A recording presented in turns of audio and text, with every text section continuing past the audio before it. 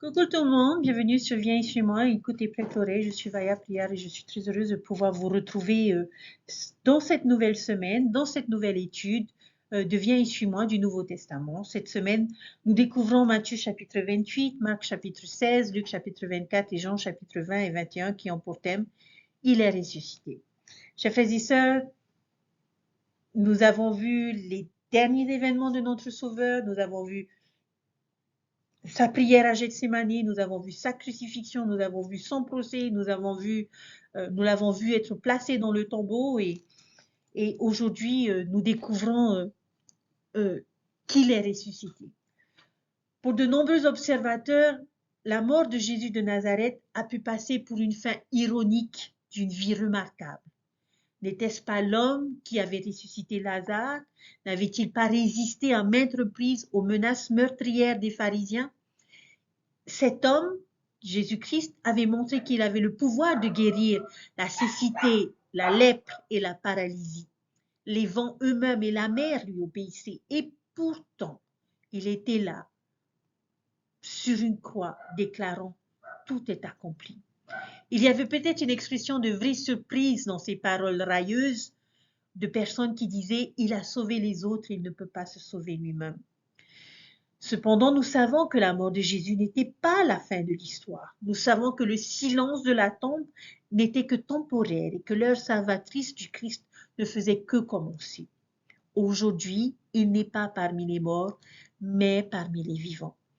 Ses enseignements ne seraient pas réduits au silence car ses disciples loyaux prêcheraient l'évangile dans toutes les nations, confiants dans sa promesse qu'il serait avec eux tous les jours jusqu'à la fin du monde. Dans notre leçon où nous parlons beaucoup de la résurrection, chers frères et sœurs, j'ai décidé de ne pas personnellement m'attarder sur cet événement parce que je sais que tout le monde connaît l'histoire de la résurrection et tout le monde a ce témoignage concernant la résurrection de notre Sauveur Jésus-Christ. Attention, cela ne signifie en aucun cas que je n'accorde pas d'importance à cet événement glorieux. Au contraire, je pense que c'est l'événement qui est le plus important pour nous aujourd'hui et qui a une portée éternelle. Mais ce que j'aimerais faire aujourd'hui, c'est laisser une vidéo vous témoigner de cet événement glorieux, de sa signification pour nous, pour chacun d'entre nous qui avons vécu, qui vivons et qui vivront sur cette terre. Alors, chers frères et sœurs, je vais vous laisser pendant quelques minutes et je vous invite à être attentifs à la vidéo qui va suivre.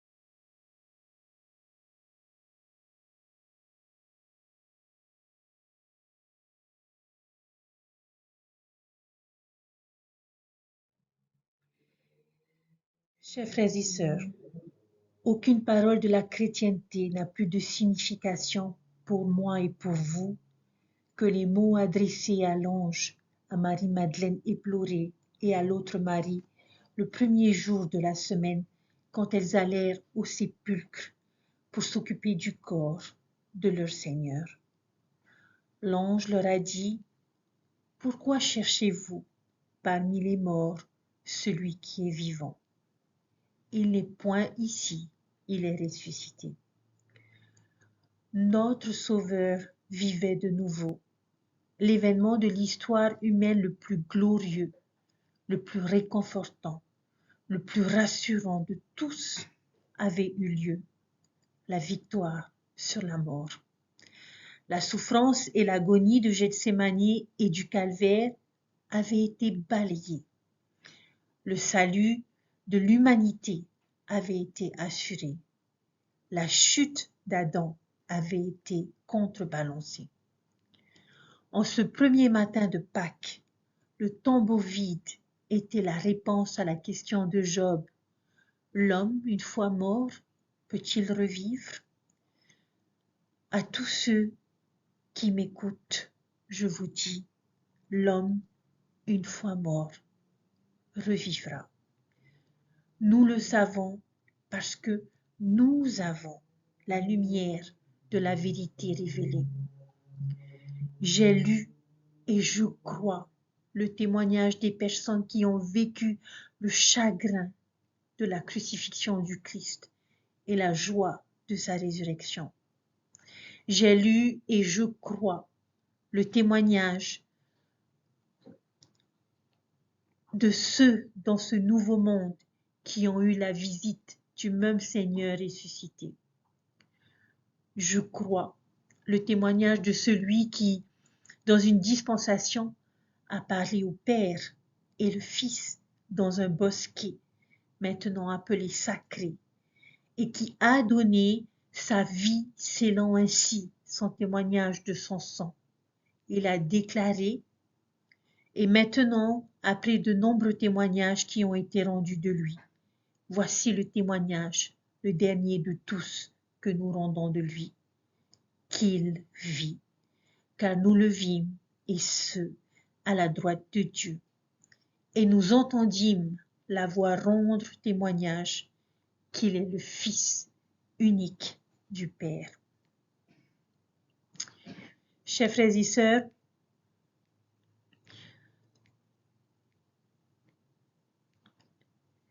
dans nos heures de plus grand chagrin, dans nos difficultés, dans nos moments de désespoir, je vous témoigne que nous pouvons recevoir la paix profonde qu'apportent les paroles de l'ange en ce premier matin de Pâques. Il n'est point ici, il est ressuscité.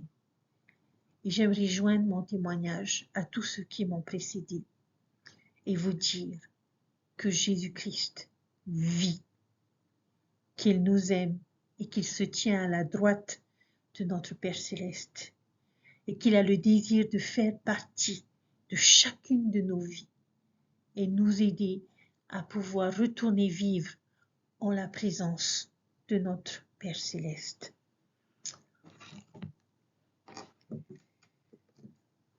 Après avoir parlé, après ce témoignage de la résurrection et de la vidéo que je vous ai partagée, j'aimerais m'attarder sur quelques épisodes, quelques histoires particulières que l'on retrouve, notamment de ces témoins de la résurrection de notre Sauveur Jésus-Christ. L'histoire que je partagerai dans cette première vidéo se trouve sur la route d'Emmaüs. Aujourd'hui, nous allons jeter un œil à l'histoire de ces deux hommes qui marchaient sur la route de Jérusalem à leur village appelé Emmaüs, après la crucifixion du Sauveur. Ces deux hommes n'étaient pas conscients de quelque chose. Lorsque nous regardons dans Luc chapitre 24, les versets 13 à 16, voici ce qu'ils nous disent. Et voici ce même jour, deux disciples allaient à un village nommé Emmaüs, éloigné de Jérusalem de 60 stades. et ils s'entretenaient de tout ce qui s'était passé. Donc, je suppose la crucifixion. Pendant qu'ils parlaient et discutaient, Jésus s'approcha et fit route avec eux. Mais leurs yeux étaient empêchés de le reconnaître. De quoi ces deux hommes n'étaient-ils pas conscients? Ils n'étaient pas conscients que Jésus marchait avec eux. Jésus était ressuscité à ce stade et ils ne s'en étaient pas rendus compte. Les Écritures nous disent que leurs yeux étaient empêchés pour qu'ils ne le reconnaissent pas. Il y a un double sens dans cette description. Ils ne le reconnaissent pas physiquement, mais ils ne le reconnaissent pas encore spirituellement. Ils ne reconnaissent ni ne comprennent son rôle de Messie et qu'il n'est pas venu les libérer des Romains, mais du péché et de la mort. Nous continuerons donc l'histoire dans Luc chapitre 24, les versets 17 à 25, avec une question de recherche à l'esprit qui est « Comment se sentent ces deux hommes ?» Nous allons lire ces versets et je vous invite à rechercher les mots, les expressions qui nous disent ce que ces deux hommes ont ressenti, que ce soit de manière implicite ou explicite. Verset 17, il leur dit « De quoi vous entretenez-vous en marchant pour que vous soyez tout tristes ?» L'un d'eux, nommé Cléopas, lui répondit « Es-tu le seul qui séjournant à Jérusalem ne sache pas ce qui est arrivé ces jours-ci » Verset 19, « Quoi ?» leur dit-il. Et ils lui répondirent ce qui est arrivé au sujet de Jésus de Nazareth, qui était un prophète puissant en œuvre et en parole devant Dieu et devant tout le peuple. Et comme les chefs des prêtres et nos magistrats l'ont livré pour le faire condamner à mort et l'ont crucifié, nous espérions que ce serait lui qui délivrerait Israël. Mais avec tout cela, voici le 3e jour que ces choses se sont passées. Il est vrai que quelques femmes d'entre nous ont fort étonné, s'étant rendues de grand matin au tombeau.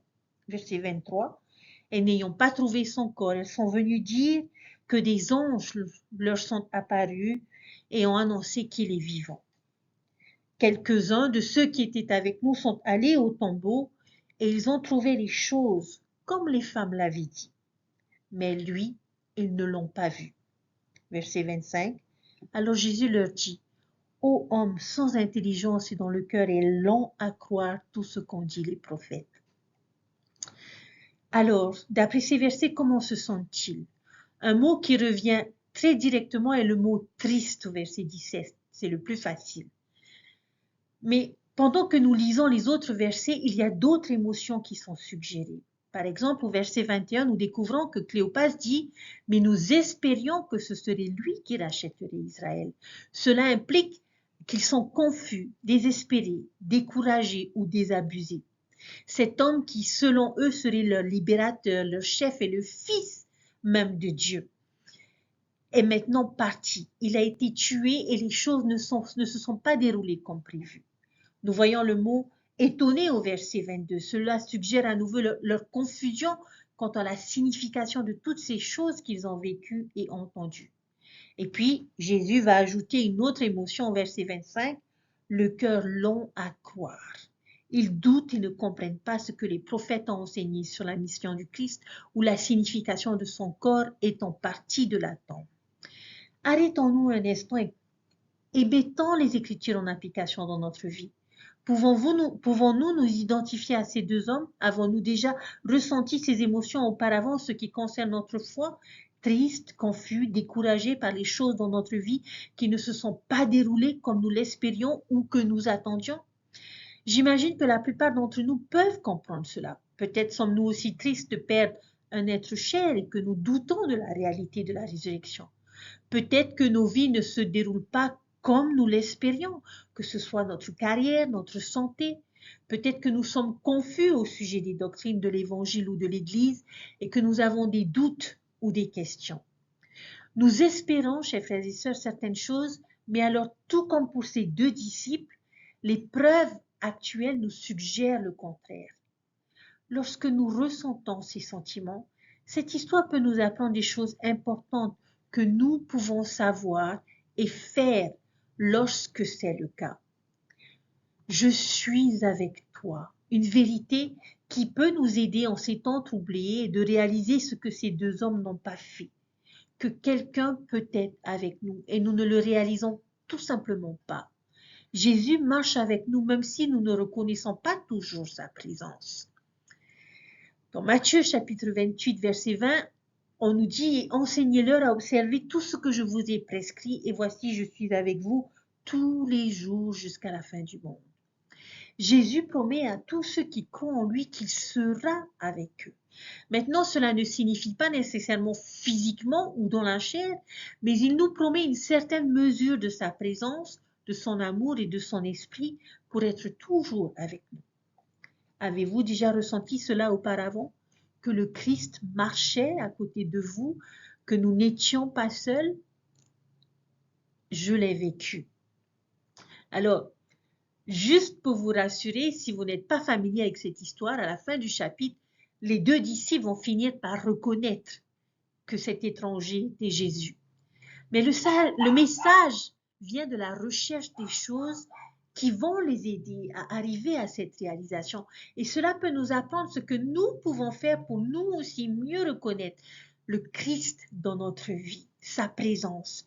Qu'est-ce qui a aidé ces disciples à reconnaître que le Christ était avec eux? Regardez le verset 26. Ne fallait-il pas que le Christ souffre des choses et qu'il entre dans sa gloire? Et commençant par Moïse et par tous les prophètes, il leur expliqua dans toutes les Écritures ce qui le concernait. Lorsqu'ils furent près du village où ils allaient, il parut vouloir aller plus loin, mais ils le pressèrent en disant « Reste avec nous, car le soir approche, le jour est sur son déclin. » Et il entra pour rester avec eux.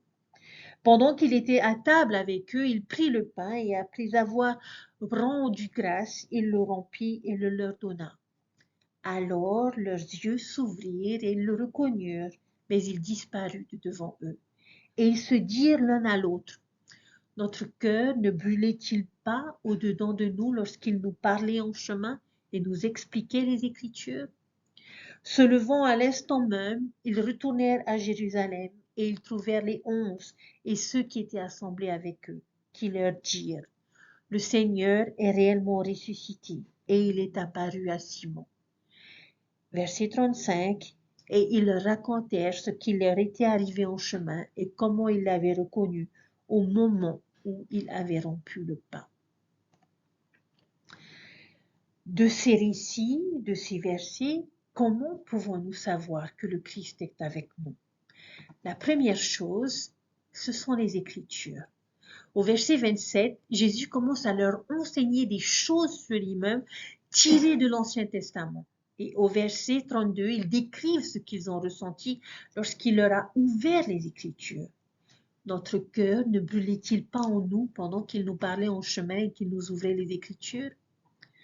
En tant que personne qui aime profondément les Écritures, je pense que c'est ma pensée préférée de toute cette histoire. Nous reconnaissons la présence du Sauveur lorsque nous ouvrons nos Écritures, chers frères et sœurs, et lorsque nous les étudions. Et nous créons une sorte de connexion. Lorsque j'ouvre les Écritures, les yeux de mon esprit s'ouvrent à la présence et à la réalité de Jésus-Christ. Quand nous ouvrons nos Écritures, nos cœurs brûlent en nous, ou nous ressentirons quelque chose qui nous fera savoir qu'il est là. Et je voudrais personnellement témoigner que je sais que les Écritures ont ce pouvoir. Le pouvoir de nous enseigner.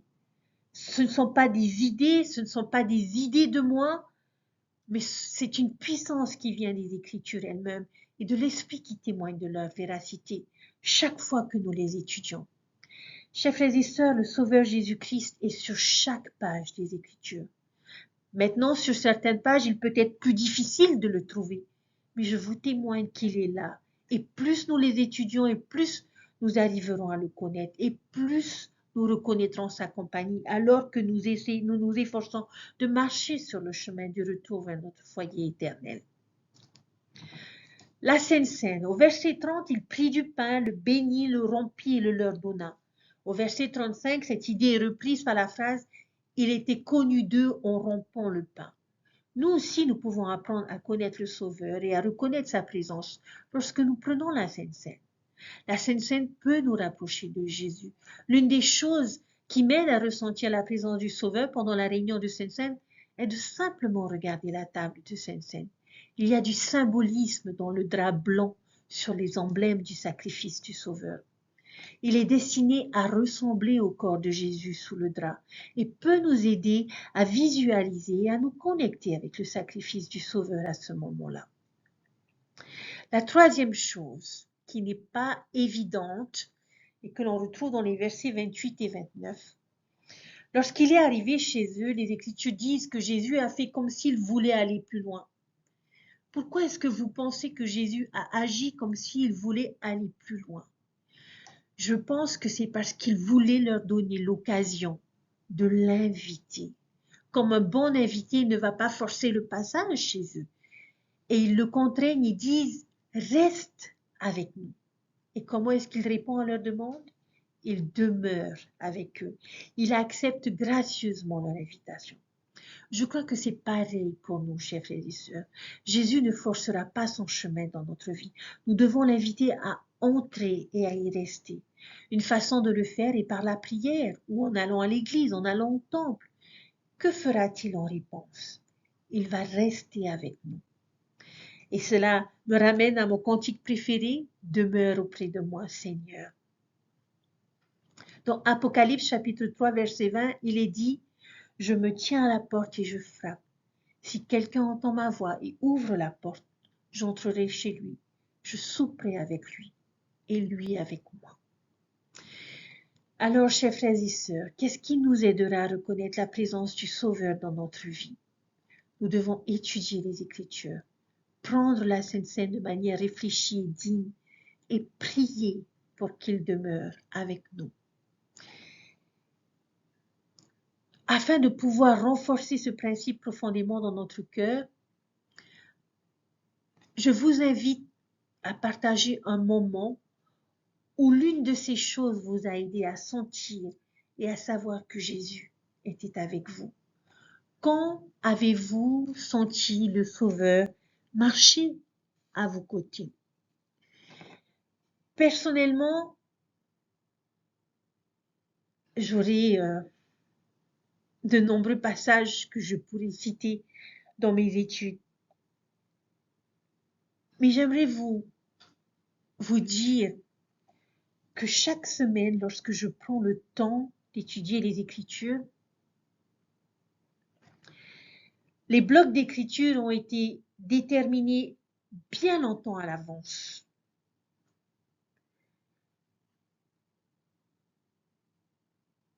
Et lorsque j'étudie les Écritures, lorsque j'étudie Viens et suis-moi, semaine après semaine, je me rends compte que Dieu me connaît,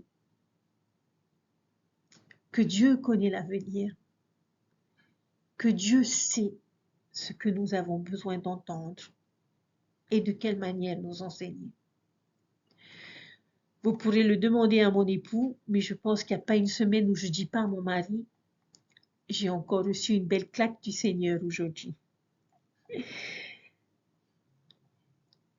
De manière gentille, bien sûr, mais c'est une façon de lui dire que dans les moments de doute que j'ai pu éprouver ces dernières semaines, dans les moments de chagrin, de tristesse, dans les moments difficiles et les difficultés que j'ai, que ce soit dans mes responsabilités en tant que mère, en tant qu'épouse ou en tant que dirigeante, le Seigneur a toujours su me donner, à travers les Écritures et à travers cette étude, les enseignements que j'avais besoin d'entendre, de lire, de voir, de comprendre, pour me remotiver, pour me donner la force et pour me soutenir dans chacune de ces difficultés. Et lorsque je vous dis que Jésus-Christ est réellement dans chacune de ces pages,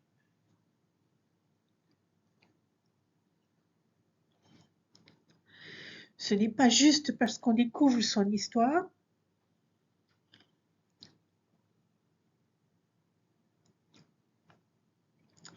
mais qu'il est réellement à mes côtés, dans ces moments que j'ai choisis pour apprendre à le connaître, dans ces moments que j'ai choisis pour être avec lui.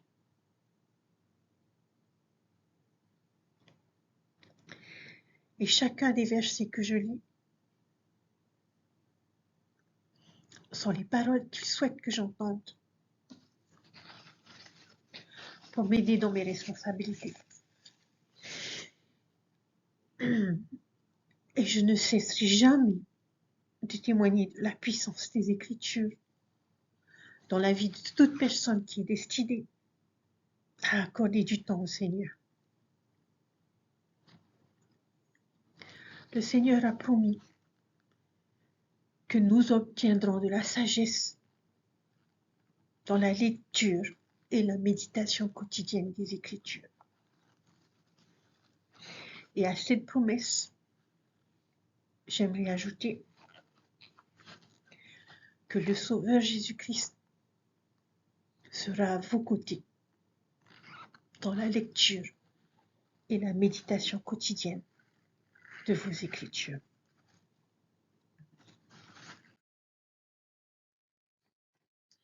Chers frères et sœurs, je crois que ce principe est vrai.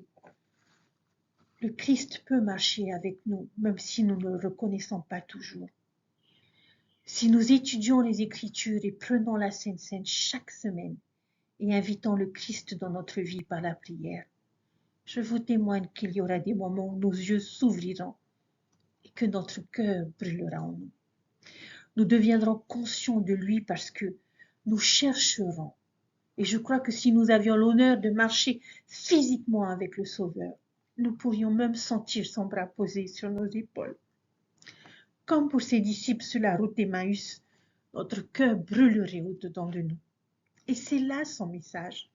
Venez et voyez. C'est une invitation personnelle à marcher avec lui, son bras autour de nous, autour de nos épaules. C'est exactement ce que je ressens pour le Sauveur. Il est toujours proche, surtout dans les endroits sacrés, dans les moments de besoin et parfois quand je m'y attends le moins. J'ai comme l'impression qu'il me tape sur l'épaule pour que je sache qu'il m'aime. Et je peux lui rendre cet amour de ma manière imparfaite en lui donnant mon cœur. Chers frères et sœurs, je vous témoigne que Jésus-Christ vit et qu'il est le Fils de Dieu. Et qu'il aime chacun de nous profondément et se soucie de chacun de nous. Et qu'il marche à nos côtés. Puissions-nous avoir les yeux qu'il faut pour le voir, l'esprit qu'il faut pour le ressentir et le cœur pour entendre. Ces paroles brûlées en nous de manière à pouvoir garder notre engagement et notre dévouement à le servir et à participer à son œuvre. Dieu vit et Dieu nous aime. Il nous a donné son Fils unique afin que nous puissions tous obtenir le salut et avoir la chance d'obtenir l'exaltation. Je vous témoigne de la puissance des Écritures, de la puissance de Viens chez moi. Et je prie que vous puissiez prendre conscience de la puissance de ces choses que Dieu a mis à notre disposition pour nous aider à rester sur le chemin des alliances. Et je laisse toutes ces choses au nom de Jésus-Christ. Amen. Je vous souhaite une belle semaine, chers frères et sœurs. Lisez vos Écritures, marchez avec Jésus, trouvez-le et vous ressentirez son amour pour chacun d'entre vous. Prenez soin de vous et je vous dis à très bientôt. Bye.